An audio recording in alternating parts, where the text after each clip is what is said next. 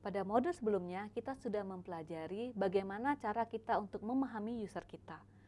Nah, hal kedua yang sangat penting adalah mengenai konten. Konten adalah semua elemen yang ada tersedia pada aplikasi kita. Nah, bagaimana cara kita melakukan pengaturan konten tersebut? Bagaimana strateginya? Hal ini yang akan kita pelajari pada modul ini. Pada modul dengan topik konten strategi, kita akan mempelajari mengenai bagaimana daur hidup atau life cycle sebuah konten dan komponen apa saja yang diperlukan pada saat kita mau melakukan konten strategi. Bisa kita lihat, konten adalah raja, konten is king.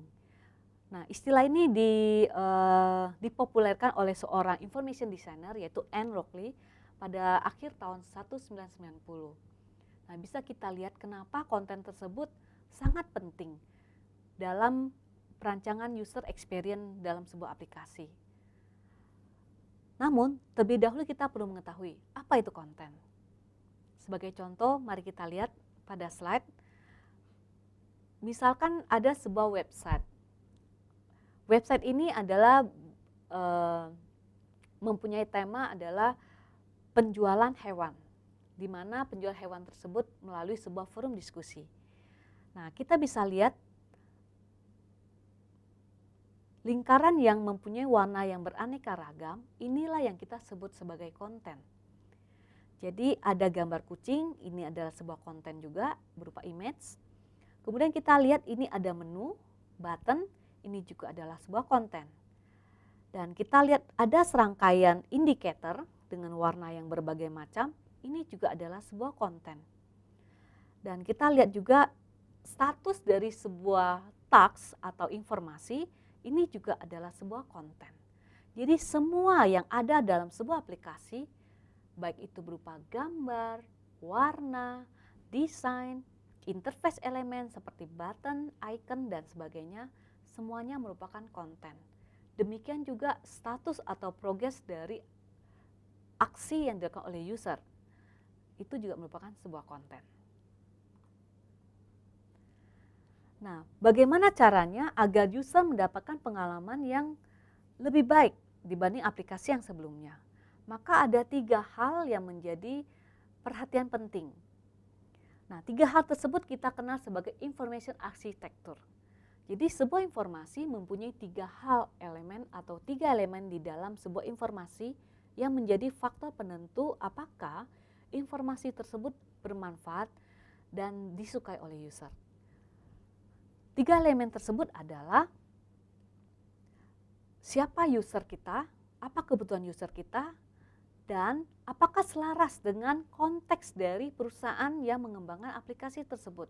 Artinya, apakah kebutuhan user tersebut sesuai dengan kebutuhan bisnis perusahaan tersebut. Dan berikutnya adalah kontennya. Jadi koordinasi dari 3 elemen ini memberikan pengalaman user yang menyenangkan. Oleh karena itu, sangat diperlukan strategi untuk merancang konten yang sesuai dengan kebutuhan user. Apa yang dimaksud dengan konten strategi? Jadi salah satu job atau pekerjaan dari seorang konten strategis adalah bagaimana cara kita menyiapkan sebuah konten sehingga seperti kita ketahui sebuah aplikasi software apabila kita sudah desain untuk platform website, maka kita juga perlu mendesain untuk aplikasi yang berbasis mobile. Dan mobile pun terdiri dari 2 platform, yaitu Android dan iPhone. Nah, bagaimana satu aplikasi bisa mempunyai berbagai macam platform. Nah, konten strategi yang akan mengatur agar semua informasi yang disampaikan baik dalam platform Android, iPhone maupun website, semuanya menampilkan informasi yang sama dan memberikan pengalaman user yang menyenangkan. Jadi kita akan kenal bahwa apa yang dimaksud dengan konten strategi bisa kita lihat dari berbagai pertanyaan yang muncul. Jenis konten apa yang mesti kita tampilkan dari aplikasi kita, kemudian bagaimana cara, seperti kita ketahui bahwa pada saat kita melakukan searching, dalam sebuah misalnya Google Search, kita akan lihat bahwa berbagai macam website yang akan muncul atau berbagai macam dokumen yang akan muncul. Namun siapa yang akan muncul di halaman yang pertama? Karena kita ketahui bahwa begitu banyak website yang ada dalam internet. Nah, tugas konten strategi adalah memastikan bahwa aplikasi website kita atau aplikasi mobile kita akan muncul minimal di halaman yang pertama atau paling banyak dicari oleh orang. Nah, itu adalah salah satu job dari konten strategi. Jadi kita bisa berikan sebuah definisi untuk konten strategi ini adalah serangkaian kegiatan mulai dari tahap pengembangan, perencanaan, pembuatan, dan penyampaian konten tersebut dalam sebuah aplikasi. Dan bagaimana cara kita mengatur konten tersebut sehingga memenuhi apa yang diinginkan oleh user dan sesuai dengan kebutuhan bisnis dari perusahaan tersebut. Nah, bisa kita lihat apa yang dilakukan oleh seorang konten strategi. Biasanya melakukan konten audit, jadi pekerjaan ini akan memilih konten apa saja yang akan ditampilkan, kemudian melakukan penelitian yang dimaksud dengan content management system, di mana konten strategi ini akan mencari konten-konten apa saja atau teknik apa saja yang perlu digunakan sehingga konten yang akan kita tampilkan akan menjadi pilihan dari user. Dan berikutnya bagaimana cara kita memadukan unsur multimedia dalam aplikasi kita, konten voice seperti apa atau audio seperti apa yang mau kita gabungkan dalam aplikasi kita sehingga memberikan pengalaman user yang menyenangkan. Dan tentu saja bagaimana cara kita mendevelop konten tersebut agar memberikan informasi yang reliable, layak diterima oleh user, bisa dipercaya dan bermanfaat. Nah, mari kita lihat bagaimana daur hidup dari sebuah konten. Akan dimulai dari sebuah, kita bisa lihat di sini sebuah cycle, content life cycle, di mana hal ini akan berulang dan berulang kembali. Aktivitas yang pertama kita akan lihat adalah dimulai dari audit. Jadi para konten strategi akan melakukan analisa pada konten-konten yang sudah ada. Seperti apa yang dilakukan oleh pesaing, apa yang sudah tersedia dalam aplikasi yang similar dengan yang akan kita bangun. Nah, kita sebut kegiatan ini adalah audit. Dari hasil audit, kemudian langkah berikutnya adalah si konten strategi akan menentukan planning, strategi seperti apa yang akan diterapkan untuk menampilkan hal-hal yang maksimal sehingga aplikasi kita dapat menjadi pilihan dari user. Dan berikutnya kita akan melakukan pembuatan perencanaan dari mana saja konten tersebut akan kita dapatkan. Apakah kita buat sendiri atau kita menggunakan konten yang sudah tersedia di umum, tentunya yang free. Tentunya kalau misalnya menggunakan copyright, tentu hal ini perlu didiskusikan kembali karena menggunakan produk-produk yang mempunyai copyright ada prosedur yang perlu diikuti.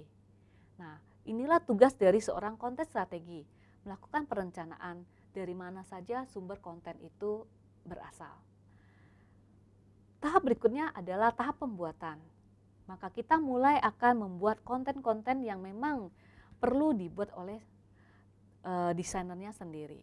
Dan terakhir adalah bagaimana kita melakukan maintain konten tersebut sehingga konten-konten yang kita tampilkan selalu up to date dan tidak ketinggalan. Nah, pada saat kita melakukan konten strategi ada 4 strategi yang menjadi perhatian kita. Dari 4 strategi ini kita bagi menjadi 2 kelompok besar.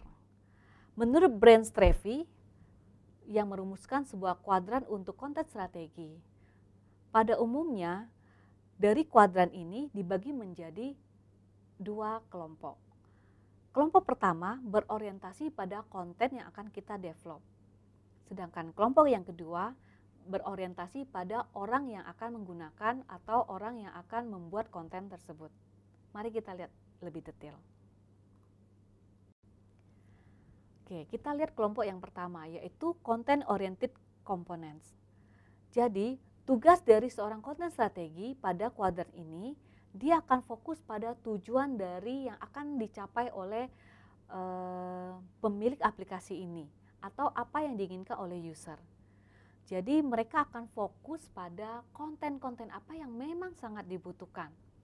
Misalkan kita mau merancang sebuah aplikasi pembelajaran untuk anak-anak, maka tentunya misalkan mata pelajaran yang akan kita terapkan dalam aplikasi tersebut adalah matematika. Maka si konten strategi akan fokus pada goal tersebut, yaitu bagaimana anak-anak bisa mudah mempelajari matematika. Nah, tentunya konten-konten yang berhubungan dengan mata pelajaran matematika itu yang akan dicari ataupun dibuat seperti itu. Dan yang kedua adalah structure. Jadi sesudah konten-konten yang kita butuhkan, misalnya gambar, kemudian juga ada suara ataupun animasi yang dibutuhkan, kemudian tahap berikutnya adalah bagaimana kita mengatur konten mana yang akan dimunculkan terlebih dahulu, bagaimana hubungan antar konten. Nah, hal ini yang kita sebut dengan structure. Konten mana yang kita munculkan terlebih dahulu, kemudian apa saja yang boleh diakses oleh user. Misalkan dalam pembelajaran aplikasi berbasis multimedia untuk mata pelajaran matematika, kita bagi menjadi beberapa level. Pada level kelas 1 misalkan, maka konten yang kita tampilkan itu akan lebih mudah dibanding dengan konten berikutnya. Nah, hal inilah yang diatur dalam structure. Jadi di mana si konten strategis akan memperhatikan struktur dari konten yang akan kita tampilkan. Tahap berikutnya adalah people oriented component, di mana konten strategi akan memperhatikan orang-orang yang akan menjadi penggunanya. Nah, yang pertama adalah rules and workflow. Rules and workflow ini berkaitan dengan bagaimana orang mengatur konten tersebut. Jadi, misalkan sebuah aplikasi sudah kita rancang dan konten-konten sudah kita tentukan. Tentu saja konten dalam aplikasi tersebut tidak akan tetap. Tentu ada semacam perubahan ataupun update. Nah, hal inilah yang diatur dalam rules and workflow. Sehingga seorang konten strategis juga menentukan kapan konten tersebut akan diupdate atau kapan konten tersebut akan diubah ataupun ditambah. Nah, tahapan berikutnya adalah policy and standard. Jadi di sini selain kita menentukan konten mana saja yang mau kita tampilkan, terus bagaimana konten tersebut kita atur dan kapan konten tersebut akan kita ganti ataupun kita tambah, tahap berikutnya adalah prosedurnya, rules-nya. Siapa yang berhak mengganti, siapa yang berhak untuk melakukan pengupdatean, dan bagaimana cara untuk melakukan pengupdatean tersebut. Hal ini sudah tertulis dalam kebijakan maupun standar dalam bentuk dokumentasi. Jadi bisa kita rangkum bahwa dalam melakukan konten strategi ada dua hal yang perlu menjadi perhatian, yaitu pertama konten, nah yang kedua adalah people, orang yang akan melakukan perubahan maupun pembuatan konten tersebut. Demikianlah materi tentang konten strategi.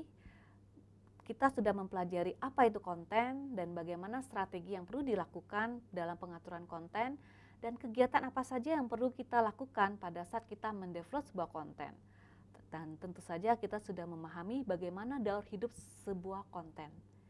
Semoga bermanfaat. Sekian dan terima kasih.